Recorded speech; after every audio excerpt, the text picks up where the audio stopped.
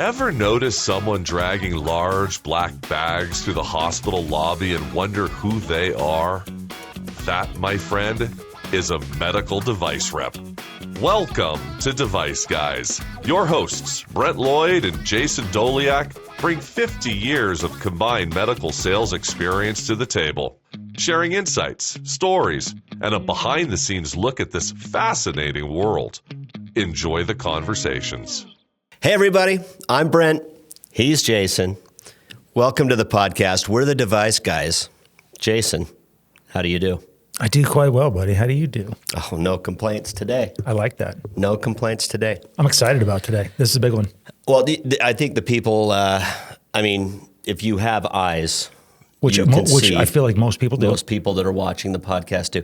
They see that we have the traditional podcast headsets on. The podcast accoutrements, the things that professional podcasters use to produce this kind of material? Yes, exactly. Yeah. And quite frankly, I like the look. I like it too. I mean, listen, when you cover up ears like these, it's only positive. I feel like it could be integrated into the logo. I might go around like this. I might walk around like this on a daily basis. Oh, do you have a podcast? Yeah, have you seen it? Yeah. Oh, Device Guys, have you? Yeah. You've heard of it. Yeah. I was going to mention you look really successful today. Oh, are we going there? Yeah, we are. You're gonna do that? Yeah. How funny was that story?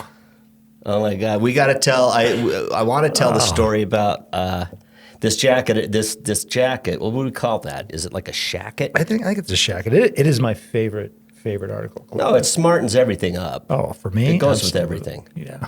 But the first time I saw Jason wear that was also the first time that we did stand-up comedy. That was our virgin venture into, it was our maiden voyage into open mic stand-up. So Jason, we were nervous as hell, and we had to get down there pretty early to the comedy club, like 6 o'clock, and there was a group of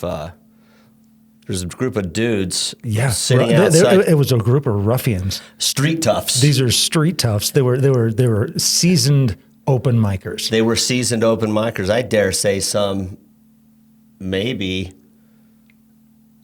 got paid. There could have been a professional comic. There could have been a pro in there, or someone that at least got paid. We wandered into that crowd like Bambi in the woods. Dude, I felt like you entered junior high mid-year in a new town. That's right. That's what it felt like to me. Mm-hmm.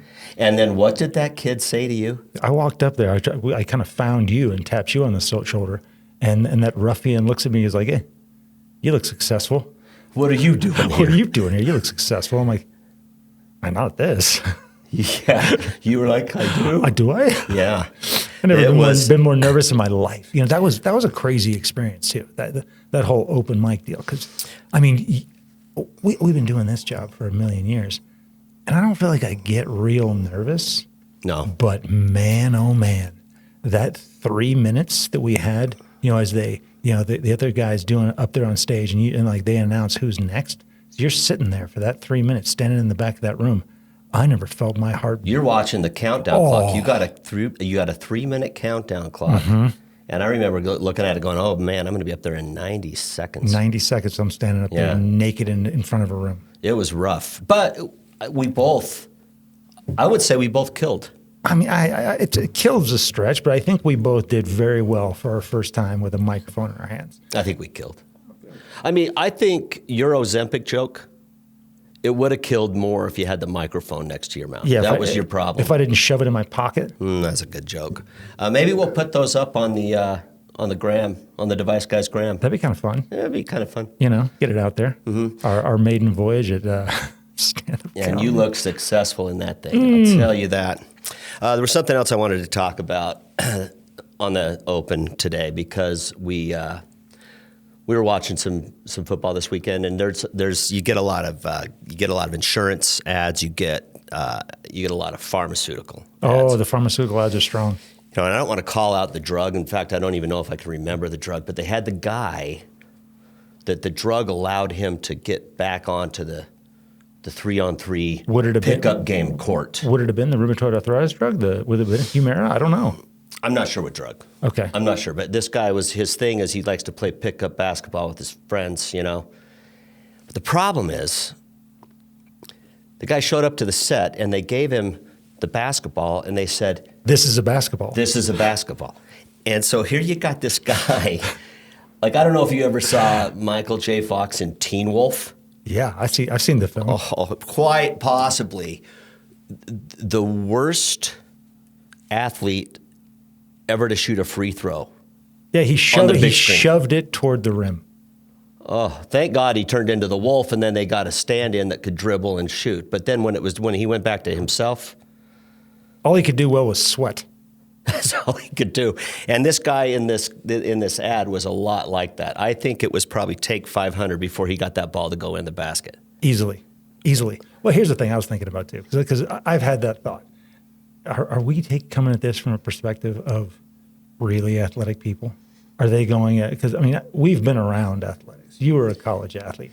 I have, as well documented, not an athlete, but I've been peripheral to it. You know, I know who's athletic and not. I mean, I think we're talking general pop. Like we're on a high horse, a little judgmental. Little judgmental, little high horse. You know, I mean, they told that guy, get out there and bounce that ball. Maybe, but I'm going to tell you this. You and I have had this discussion before, but Tom Cruise in the final scene of Top Gun, where he throws those Goose's dog tags into the ocean. That might have been one of the most uncomfortable moments in cinema.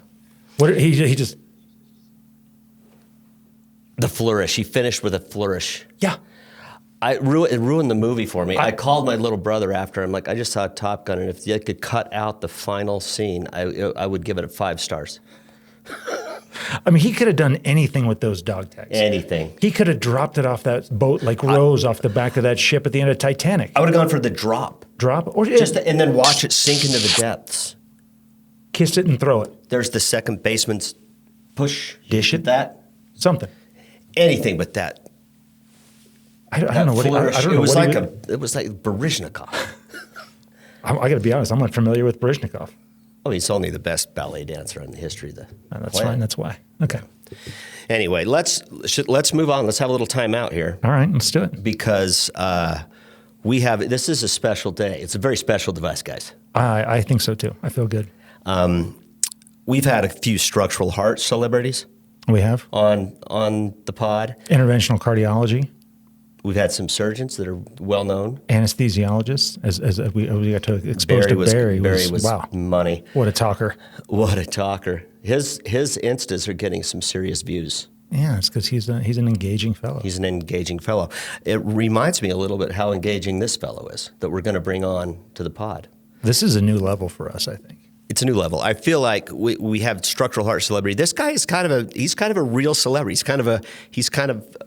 There's a level of celebrity. When we define celebrity, he's an actual celebrity. Actual celebrity, and he's also a good friend. He's a guy that I work with. He's a guy that I learn from. A guy that I respect a ton. And I think our audience is going to learn a lot from him today. I hope so. I hope my kids do. You know, this is what I'm looking forward to. It's going to be a good hang. It's going to be a good hang. I mean, I feel lucky. 90 seconds ago when I was first introduced to him, I already feel elated. Amen, brother. Let's bring him out here. This is Mike Gabler. Welcome to the pod, Mike. Thanks for coming. Hey, guys. Thanks so much for having me. Right back at you, Brent. Feel the same way. We've known each other 15 years now. Lots of good stuff that we have learned and battled together to do good stuff. That's right. Well, I remember you were in Houston when I joined the company, and then you eventually moved to Boise. And I'm here in Salt Lake, and we have patients that go back and forth, and we have doctors that engage back and forth. And that's when I got to know you a little bit better. And, of course, there's a lot. If you work at our company and you go to a national sales meeting, everyone knows who you are. And that was before Survivor. Well, it's true. I'm very passionate about what we do. I think everybody that goes deep into this therapy or into this space, you have to be passionate about what you do. And, it's all about patience. There's real people on the table. Decisions matter. And being prepared for that is something that has helped all of us be successful. And it's something that why me and you, even though we were separated by distance when I was in Texas and you were in Utah, we would be involved training folks together. And that's, I think, where we got to be Edwards famous, at least TAVR famous, right? Well, you're the guy that I was telling Jason this earlier today, but you're the front row guy. I am the front row guy. So those national sales meetings, and I'm assuming there's a lot of device folks listening to this, and new device people. If you're new to device, this is got to be a great resource for you, because there's so many questions that I get from people on the outside that want to get in. But if you do get in, sit on the front row. I like to sit in the very front row center because I'm focused. I learned in college a long time ago. If I'm at a lecture, if I'm in the back of the class, I start to daydream. I'll start to wander. I'll start to check out the girl in 3 rows over, whatever. But if I'm front row and there's my presenter, I'm very focused, and it helps me retain information and be engaged, and helps me really lead. It helps me be a leader in the organization, showing everybody what I'm bringing and what I'm trying to get out of it, so that they can all get out of that the same information that I'm looking for. No, I admire it. You're one of the first, most recognizable people at Edwards, and you're one of the first people that I'm like, who is that guy? You're very welcoming to new people. You're just terrific. I think it's a good concept. It's a good concept of setting yourself up, knowing yourself first, and then setting yourself up in a position to take the most out of a situation. And that's what I think a lot of people just need to do. Know yourself, know how your mind works, and then set yourself up to be successful at just uptake of information. And the way you do that says a lot about, how you do your job.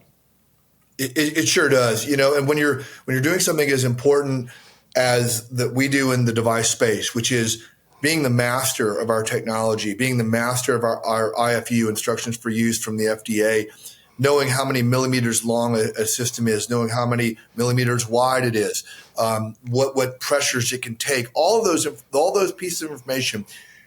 That actually, the more you know, the better you can serve your heart teams or your customers, which are the people that are using your technology to help patients at the end of the day.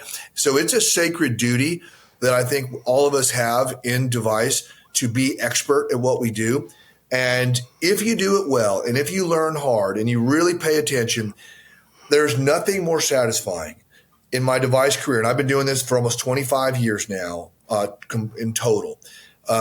When a case will happen or something will be going wrong in the room, and I have somewhere in my head a fact or a strategy or a bailout that I have learned and from the past that I can bring forward and change the outcome of a case. It's what Brent, I'm sure what you live for, it's what I live for. It's like that is where 99 times out of 100, maybe the cases are pretty smooth, especially if you're dealing with really experienced operators. But once in a while, something happens where you're like, you know what? I've seen this. Let me, may I suggest X, Y, or Z, and it works.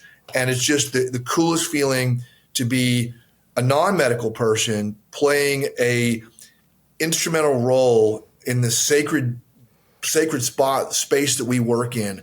And it's really important. So yeah, I definitely think it warrants the front row. It warrants pages and pages of notes and all the things that we do to sharpen our sword, so that when we go into battle with our doctors against whatever diseases we're going up against, that we are as prepared as possible. I love that. And Jason, did you pick that up? Yeah. May I make a suggestion? May I suggest? You talk about sharpening your sword, and the really good people in this industry have that level of curiosity that just never stops. Like if I have a question in the middle of the night that I just something goes through my head, get up, look it up, find it, because that right there is when that information solidifies. And Brent and I have talked about the fact that we as industry reps see more procedures than any one physician sees. And so anything you can take and then apply to a different situation adds value. And that's that's what we really need to do. Writing notes down, I still carry a Franklin planner around with me, and it's my go-to, and I will carry it forever. And it's like I keep my notes on there. If I hear a term that I haven't heard before,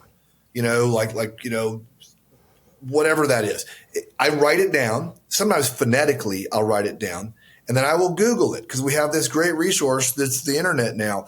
And I will YouTube it. I will watch it. I will master that. I never get stumped twice, right? I will learn it. If I didn't know it, I'll find out. I learn it. I figure out how it works in my space. And then I move on to the next thing. And I continue to accrue data in my head. So I think that's really important what you said, Jason. If something's, if you're there's a term, a paper, whatever it is that's out there, learn it because you're going to need it. It's part of your foundation. You're just going to get wider and wider and wider. But those cornerstones that you build on need to be solid. Right. I had a surgeon once refer to the ligament of Marshall as if I was supposed to know what that is. And so I just pretended I knew what it was until I could get to the internet. The old ligament of Marshall. Pretend I don't know what the ligament of Marshall is. Yeah, I don't either, so I don't have to write it down, Brent. What is it? I still don't know, Mike.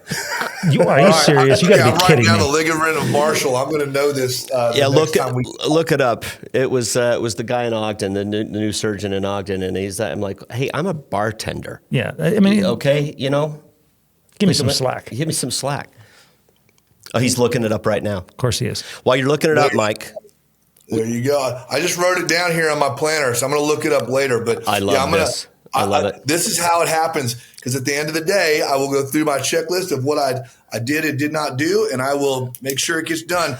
Nothing falls through the cracks in the device world. That is one of the key things that we do. If we say we're going to do something, it gets done. And I think by writing checklists down, it really helps us out a lot, because there's so much stuff to for me, writing a checklist clears a lot of anxiety out of my head, because if I can write a list down of everything I need to do tomorrow before I go to bed, I can sleep pretty well, because tomorrow morning I wake up and I do X, Y, and Z. It helps me out. Right.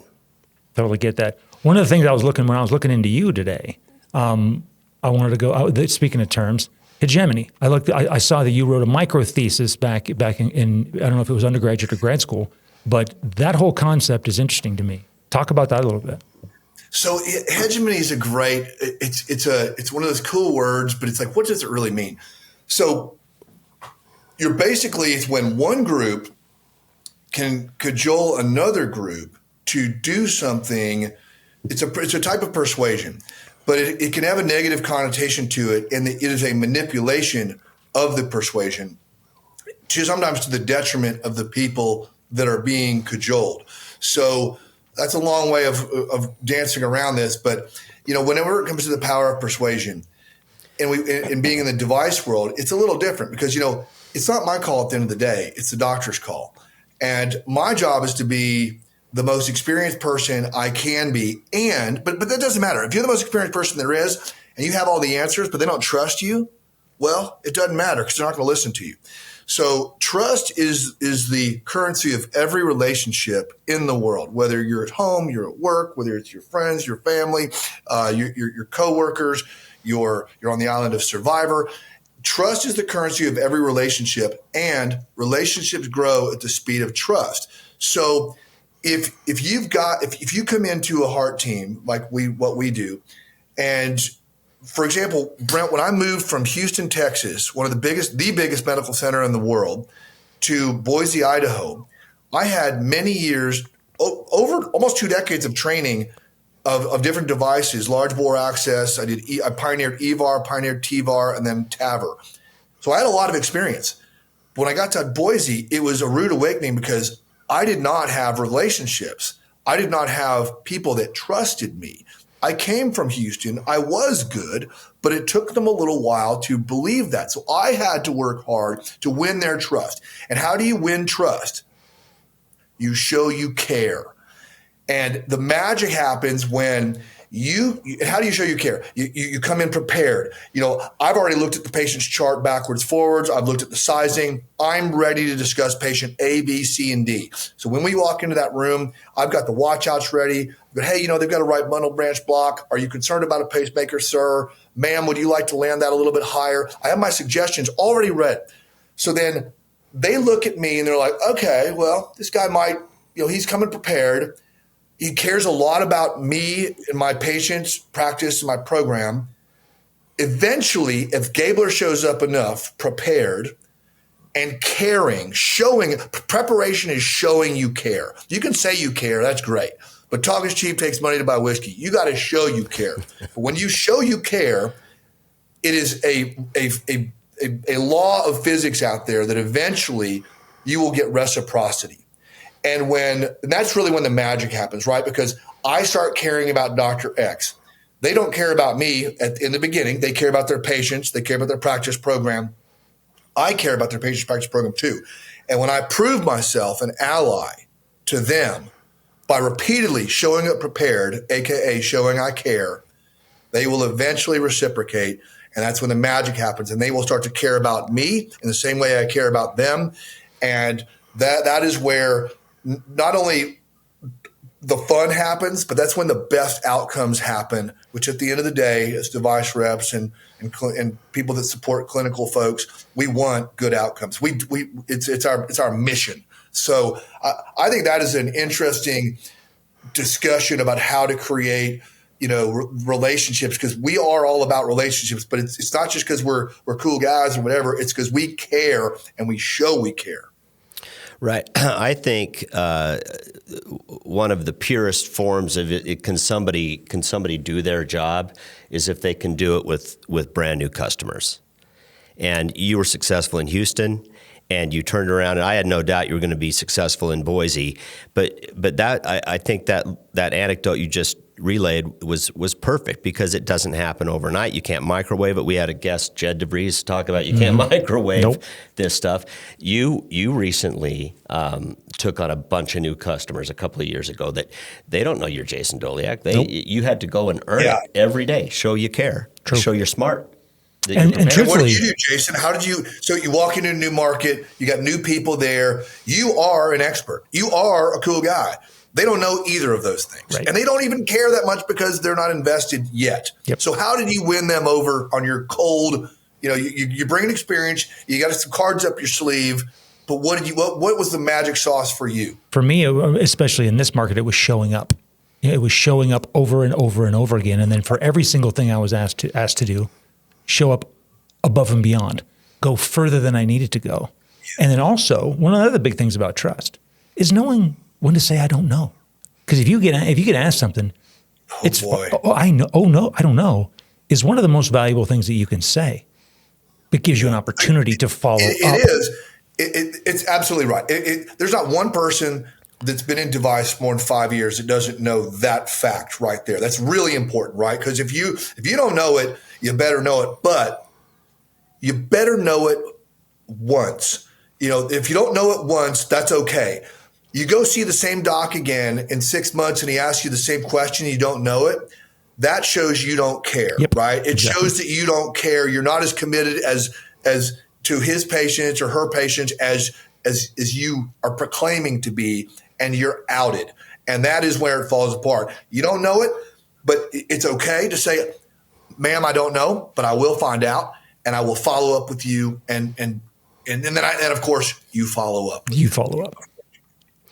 I want to shift gears just a little bit. We've got, I know the way Gabler got into Edwards Life Sciences, TAVR was hot. It was going to be hot, but it was also a little bit of a question mark. I want to talk about that, but before, I want to know, because a lot of people want to know how to get into device. I want to know what your first job was and how you got in and how you went about it. And from there, I'd like to talk about your experience with TAVR, getting into TAVR. Bet. But my first, so I was in advertising. I'd had a couple different jobs out of college. Nothing exactly lit my fire as much as I was just kind of floundering. I was working hard. I was having success, but it wasn't something I was passionate about. So I had a roommate of mine who was a nurse, and he worked in a hospital, and then he was recruited by a medical device company, an orthopedic company, to do hips and knee replacements and such. Now, I never knew that device was a career option. Didn't even know what it was, right? And my buddy Ned was like, hey, Gabler, why don't you join me and drive out from Houston to College Station. We're going to do a bilateral knee. and you can see, if this is something that you're into. Because I was kind of lamenting, I don't know what I'm doing with my life. I don't know where I'm going exactly. And he's like, you might like this.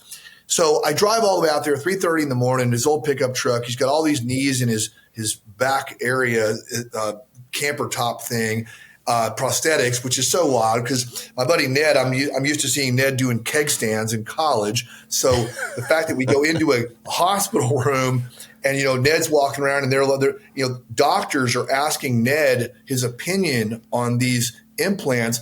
And much to my surprise, Ned had answers and direction to give with confidence because he'd been doing this for a long time. He's a very, very successful guy. He's still doing it to this day, actually.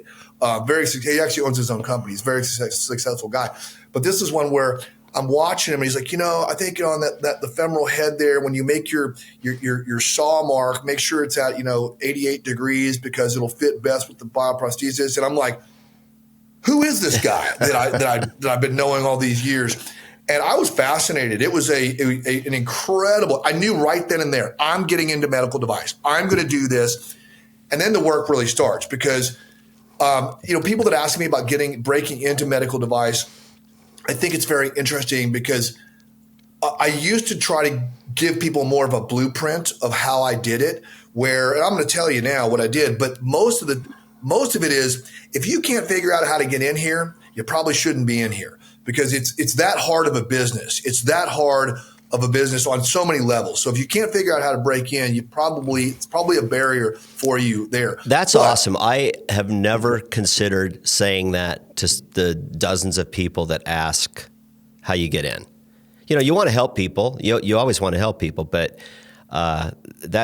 that's probably the truest. It is pretty. It's a very true statement. I mean, I always say, look for the problems, find the solutions that a company XYZ is providing, research the background behind it. But that I realize that I'm trying to give them a playbook to get in, whereas opposed to, hey, go figure this out. Why is this company here? What can you do to be a part of it? That creative why you, thinking. Jason? Why you, Brent? It's like.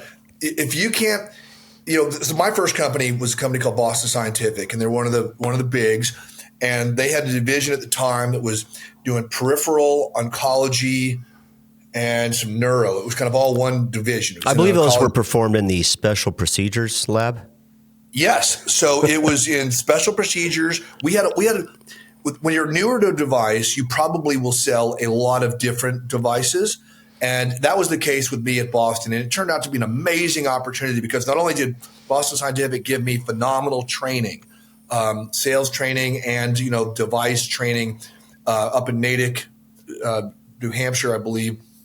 And I went up there and spent it was a lot of pressure, a lot of stuff. But, you have a big catalog and you sell wires, balloons, drainage catheters, portacas, PICC lines, radiofrequency ablation machines, ultrasound machines, all this stuff. And then you have to know the competition of all those things that you're selling against. So I would start, in special procedures, interventional radiology, and then I would bounce over to vascular surgery. I would go to gynecology. I would go to neuro because I'd sell, embolization coils.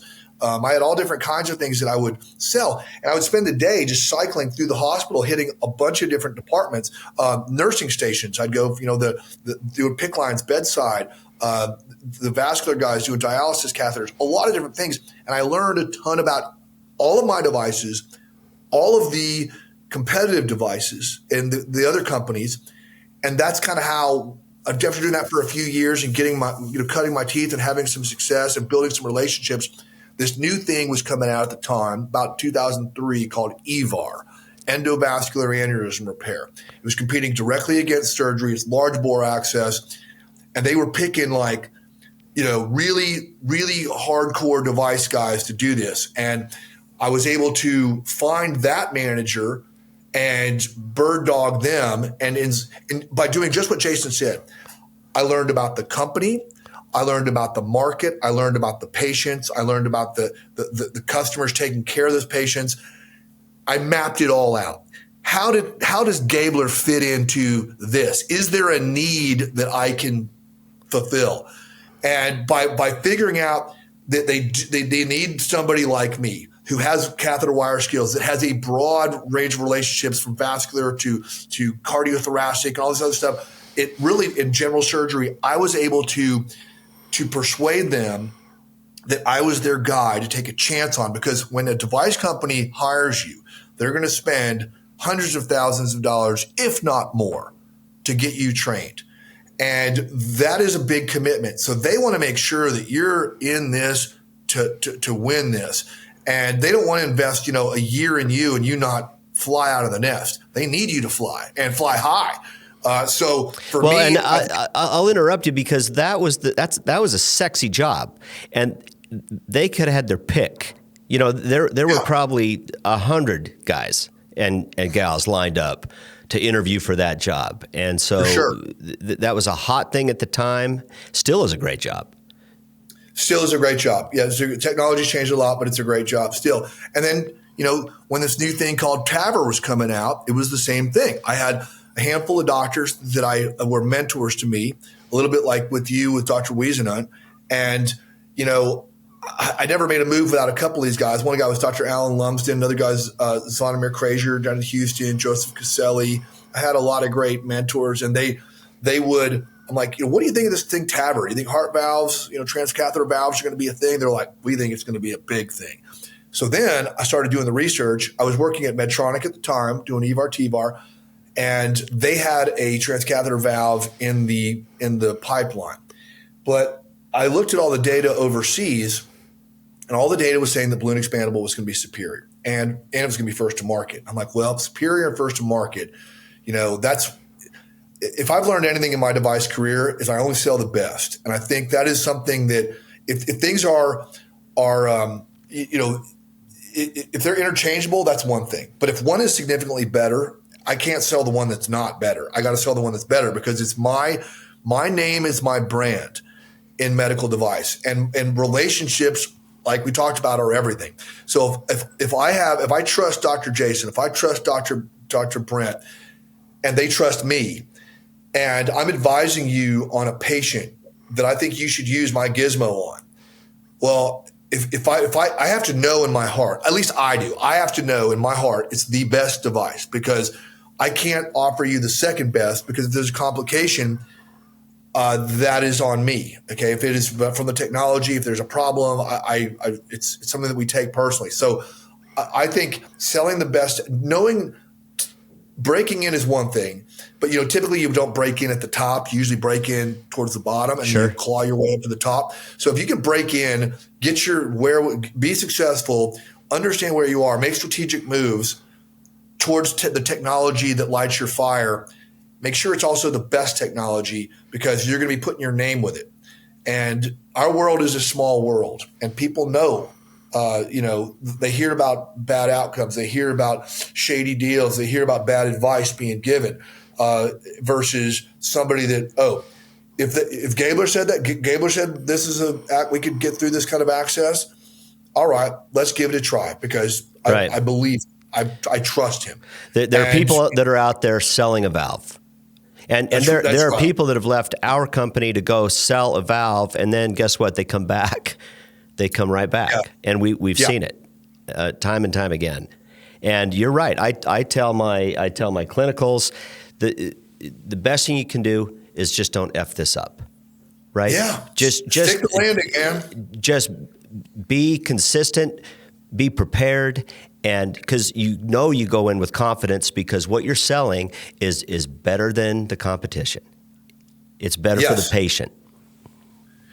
And with your help, with our help as device people, making sure that our clinicians have had the hands-on demo, are prepared ahead of time, walking in, and then being able to troubleshoot with them, delivering great outcomes. I mean, it never gets old. I mean, today I've done thousands of TAVR cases, and I did 2 more today and stuck the landing on both of them. 2 great outcomes for 2 patients. I'm on cloud 9. It's like me watching an awesome touchdown catch after a 90-yard drive and punching it into the end zone. Every time we do one of these, it's a patient, it's their family. It's an emotional thing that I celebrate every single time we're successful. Never gets old. One of the things I've seen too is knowing both the capabilities and limitations of your particular device that you're selling, and know that for a particular patient or a particular anatomy or disease process, there might be something that's not in your bag that would be better. And if you can be aware enough to recommend that for this particular patient, the amount of credibility comes from you are pursuing a good outcome. You're not pursuing a PO. Thank you. So smart, so smart. You know, some of the ways you build that credibility is by going, you know, I see what you're thinking. I see that plan as possible. But I've also seen a lot of these cases, and I think that, you know, the landing zone here is not acceptable, or the coronaries are too effaced, or whatever the reason. If I can point that out and say, you know, I think this may be a better surgical patient for an open repair, or I think this is, you know, do you have palliative care? Because I think we're going to fix their valve, but it's really not going to do them any good because they're so late, and they better enjoy their life, what's left of it at the end, without a surgery. We don't need to go put them through all this if they're not going to get a big result on the back end. And so, like, whether we're advocating for just a BAV, balloon angioplasty of the valve, versus a valve where I get a PO from it, the bottom line, and Brent, you've heard me say this 1,000 times, patient practice program. If you're in device, those should be your markers.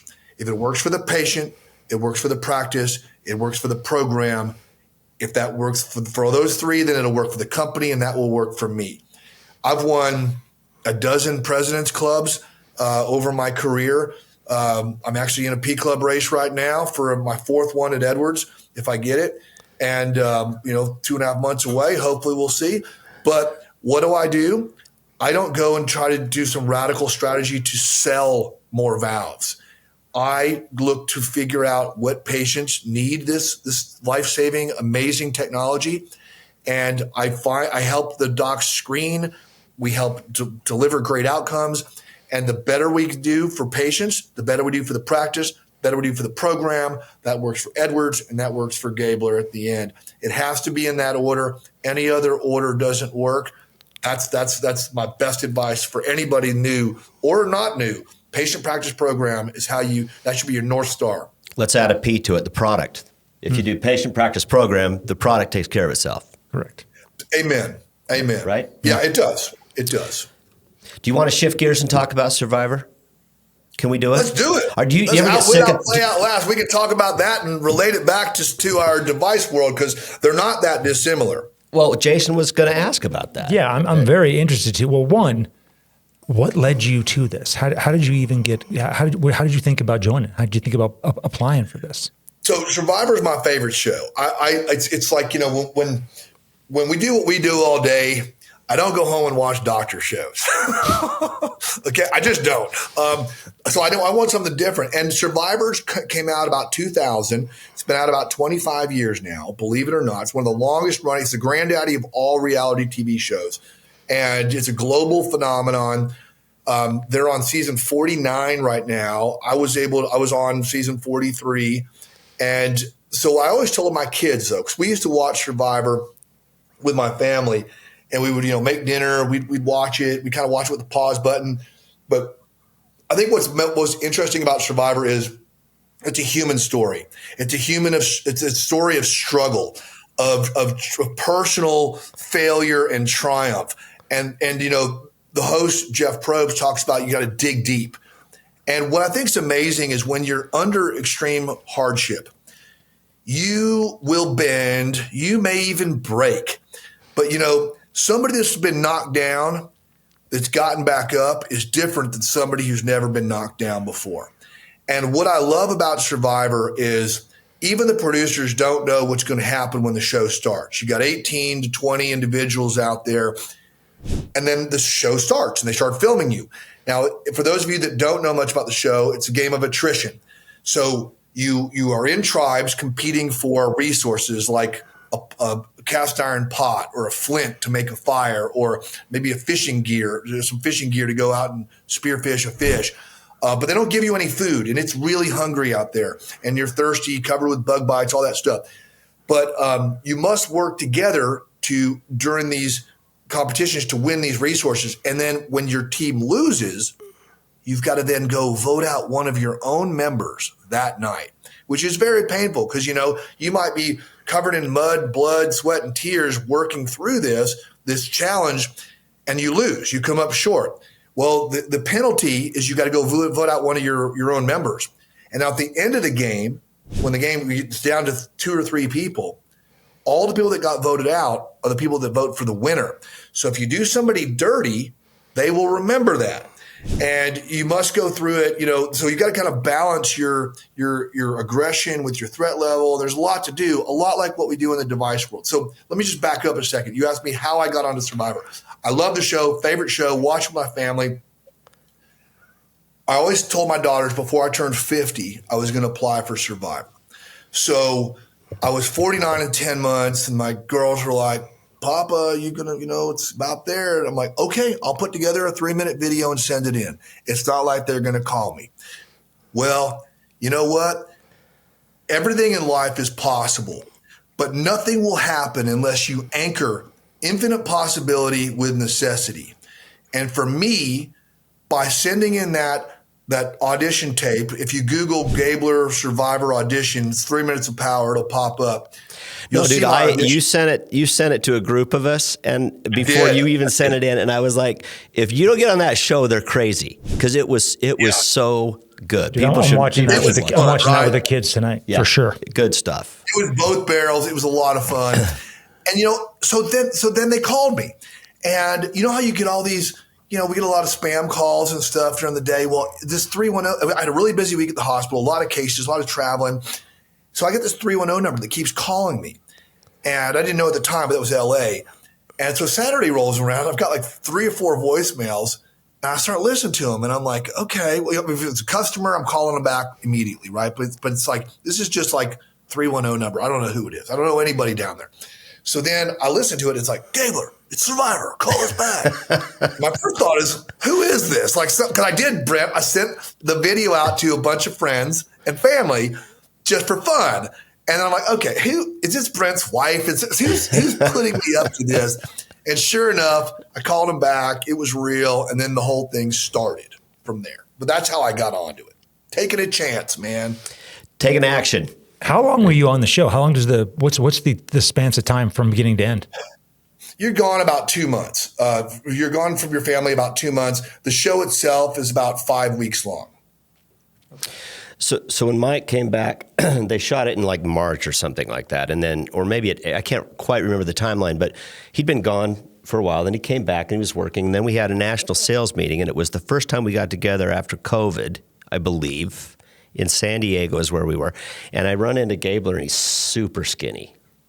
Shocker. And I'm like, Gabler went deep in Survivor. And of course, he can't say anything. I lost 30 pounds. Yeah. To be perfectly honest, I'm 200 pounds right now, which is my normal weight, right here. But I could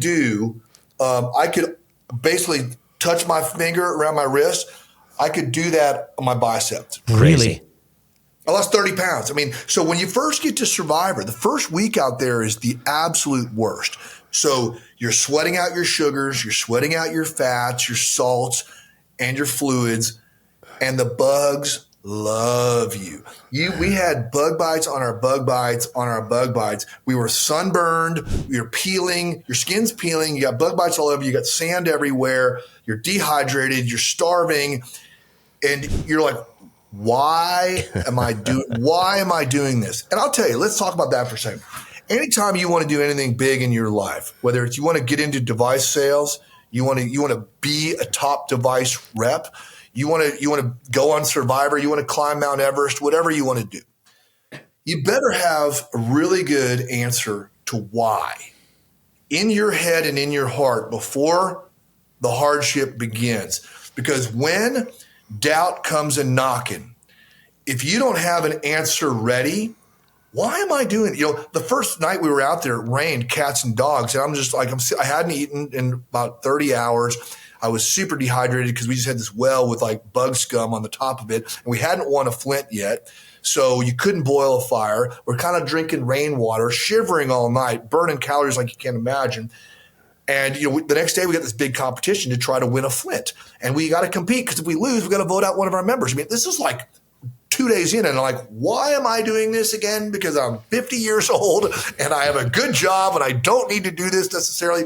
But before I went out there, my why was threefold. One was to go deep into myself and unlock levels that I didn't even know were in there. Number two, I wanted to represent for friends and family. So people are proud of me. I made them, made us people that like me do well. And then last but not least, to win for veterans, because as you know, we donated the entire prize, the entire $1 million to veterans.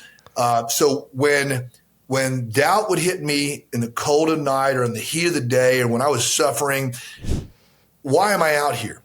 Go deep into yourself, represent for friends and family, win for veterans. And it was real simple to just carry on with a smile. And I never wavered. I never had that spiral happen that I've seen with other folks. Because if you don't anchor that in yourself, it can get slippery at times.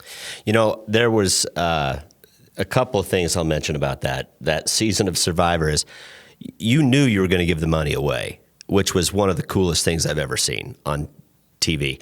But you never said that. You didn't use that as a lever in your game. I thought that was awesome. Mm-hmm. I'm glad you brought that up, Brent, because I could have, right? I could have said, hey, guys, if you vote for me at the end to be the winner, I'm going to do something good with this money. But that, to me, or even Mike, when you were pitching it at the very end, you could have used it as a lever at the very end during your pitch, but you never did. It was super classy. Well, thank you, because I thought about it for a millisecond, and it was embarrassing when I thought about it, because I'm like, I don't want to use veterans to help me win. I want to win to help veterans. So for me, like you win a lot in your life. You work hard. I know you well. You want to win on merit. I wanted to win the show based on that everybody was like, Gabler played the best game this season. We're voting for him. And then when the show was over, literally they had handed me the check, kind of raised my hand and dropped that truth bomb on live TV, which was so amazingly cool because, I never served in the military, but my family, I've got a big military family and a lot of friends from high school and a lot of people that are patients are veterans. It's a special group of folks. They're 1% of our population that protects the 99% of us. And they need our help coming all the way back home because, we just don't do a great job as a nation bringing our veterans all the way back home. And there's a suicide epidemic that is intolerable.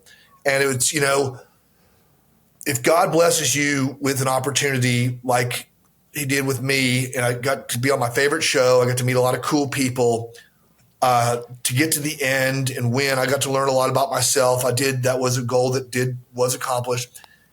To be able to pay that forward was very special. And we've helped a lot of people with that $1 million. And if we even saved one, it would be worth it. But I'll tell you, it's been more than that.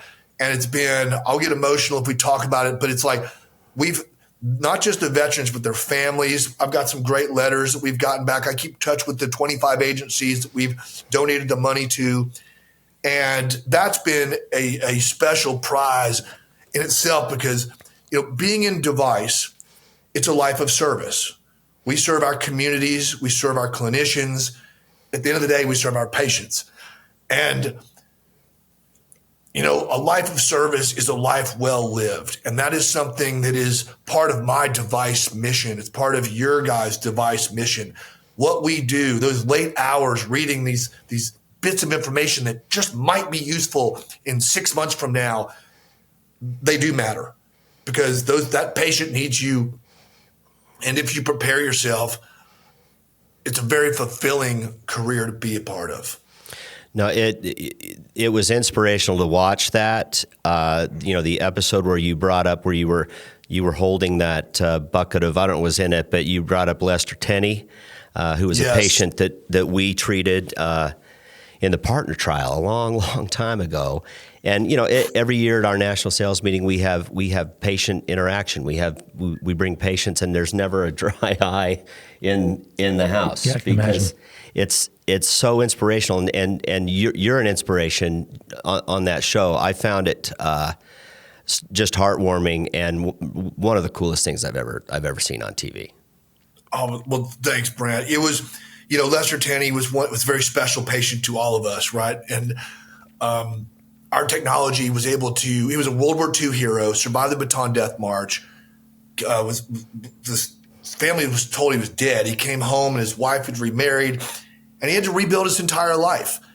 And he could have been bitter about it. He could have spiraled in any normal number of ways. But what got him through the Bataan Death March? I remember talking to him about this, in one of our early meetings, and he's like, I go, how did you do it? 75 miles. How did you do that? He's like, I just kept looking to the next turn. It was going to get to the next turn. I survived one day at a time. My attitude was everything. I couldn't control the guards. I couldn't control our food. I couldn't control torture. I couldn't control anything, but I could control my attitude. And that really resonated with me. And for some reason, when I was in a lot of pain out there on Survivor on that challenge, because that challenge was very painful. They do it on purpose to where, I had 50% of my pregame body weight in a cement bucket after I ran through this obstacle course. You're dehydrated, hungry, all the things. And the record for it was 25 minutes. And at 45 minutes, I was still hanging on and getting stronger as I went, because I kept bringing up people and heroes that would inspire me. And it's like an endorphin explosion almost came out from energy, where I was getting stronger as it went on. And, I was thinking about Viktor Frankl. Have you guys ever read Man's Search for Meaning? Yes. Right. So, he came up with logotherapy. He was a psychologist. He was a Jewish guy taken by the Nazis in the late 30s, was in Auschwitz, and they took everything from him except his attitude. And one of the things that got him through it and other survivors was like, man or woman can endure any level of suffering if they can find meaning in their suffering.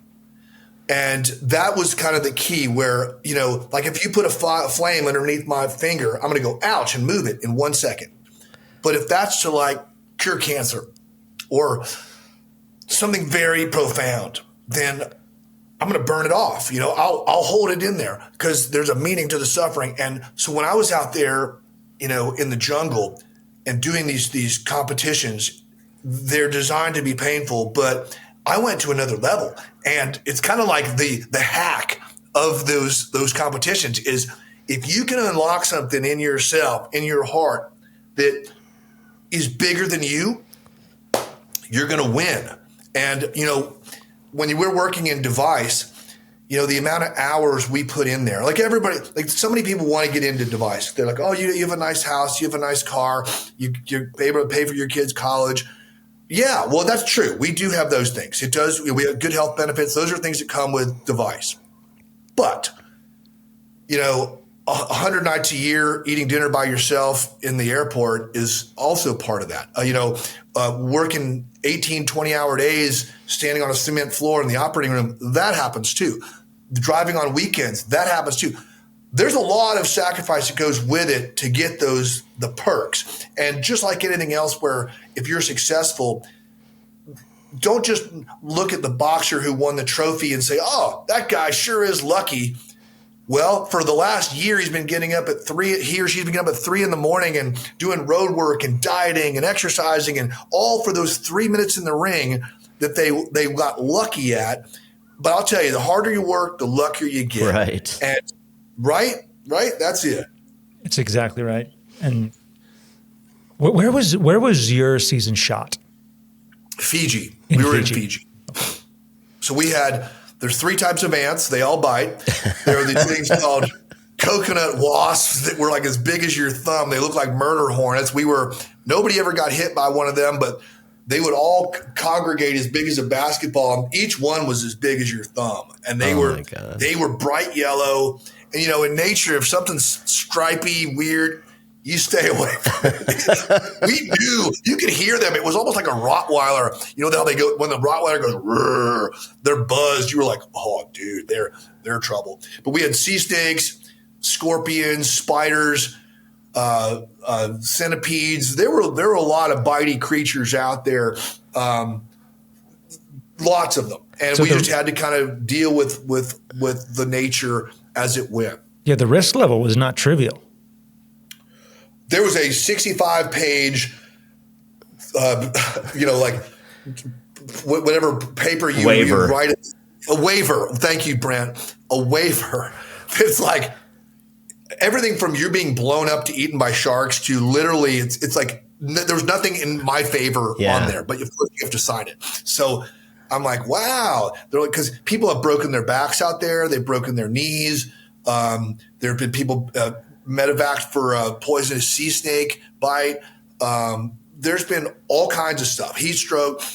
And I'm like, okay, well, I'm 51 years old. Let's go see what can happen out here. It's awesome. We're getting near the end of our time, but there's one other thing I wanted to ask you about Survivor. I know I bet you get sick of talking about Survivor, but no, I love it. My favorite show. It's so fun to talk to you about it. But I was talking to Jason today about that final episode where you make your pitch. 26 days. No one has written my name down. Not once. I do want you to write my name tonight.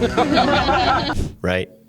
It's you and two others, and you're making your pitch to people that you voted off the island, and you all get whatever amount of time they give you, and you sell yourself.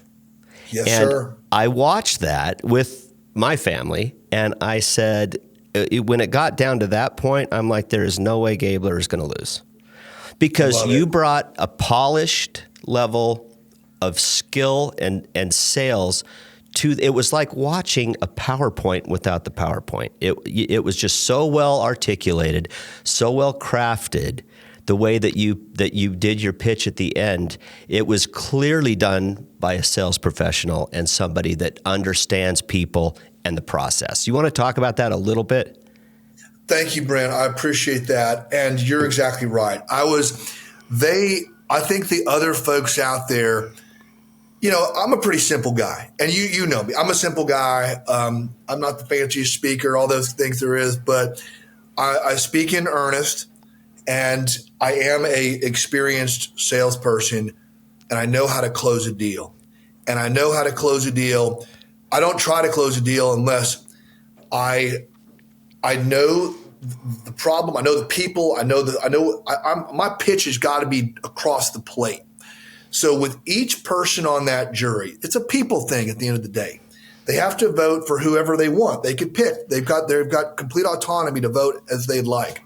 So me and my other two finalists are pitching our game.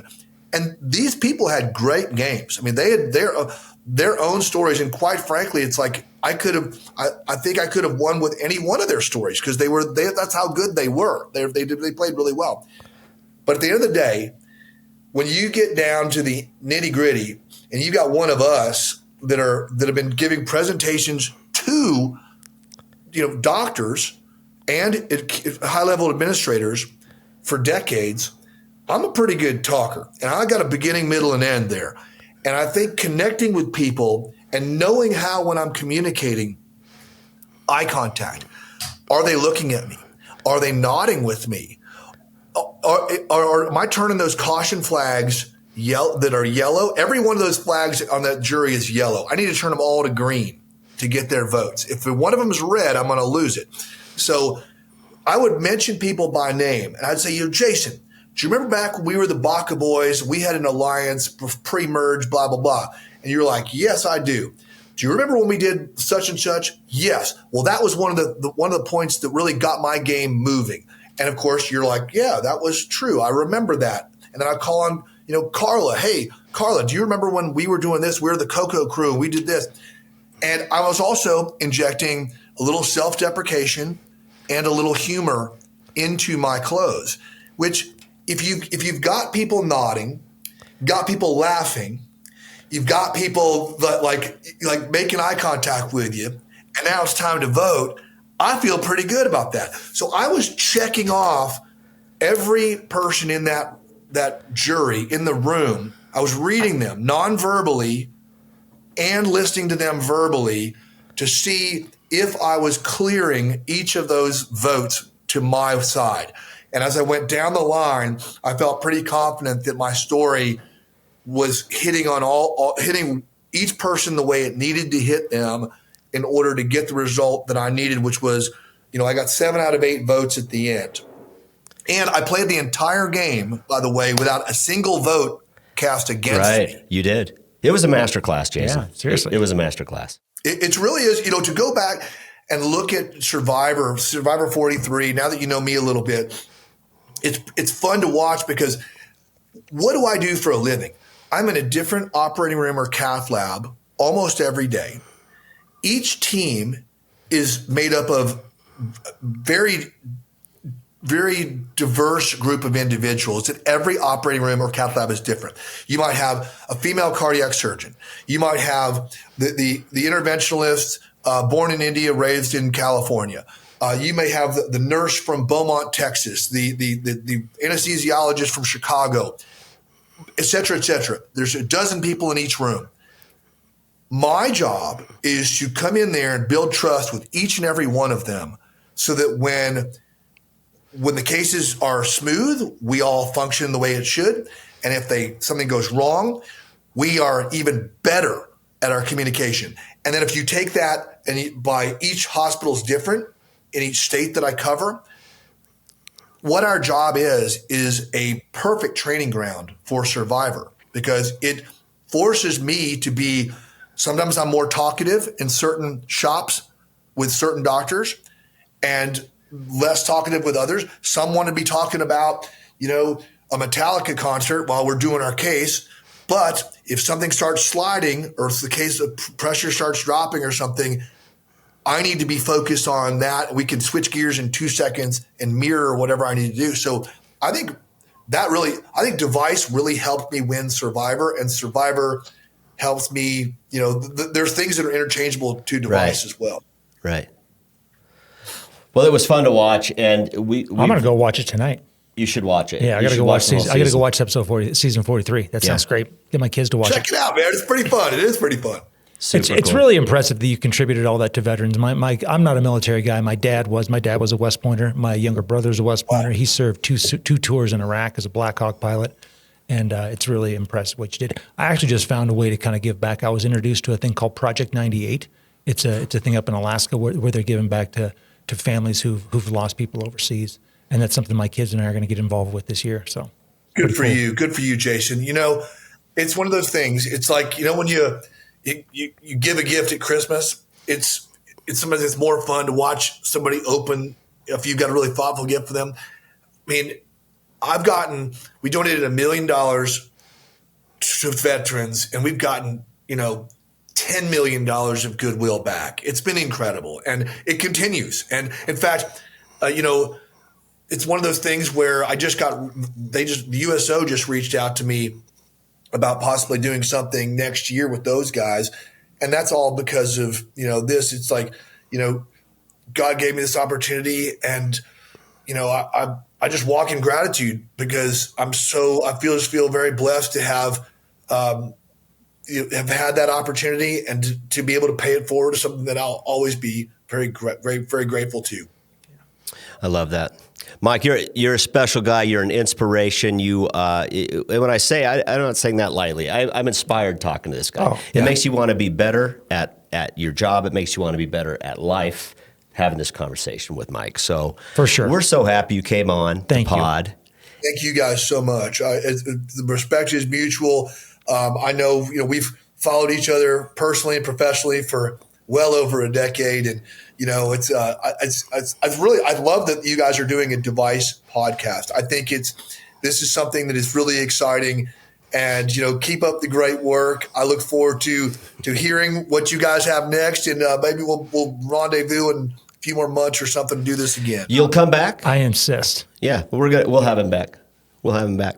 Let's. Should we sign off? Let's sign off. Thank you. Let's thank Gabler again. Mike, you're the man. Thanks for being here. To the audience, we owe you a huge debt of gratitude. Thanks for listening, watching, however you get your pods, and take us home, Jason. Yes, do it. If you're out there, you see someone out there without a smile on their face, you give them one of yours.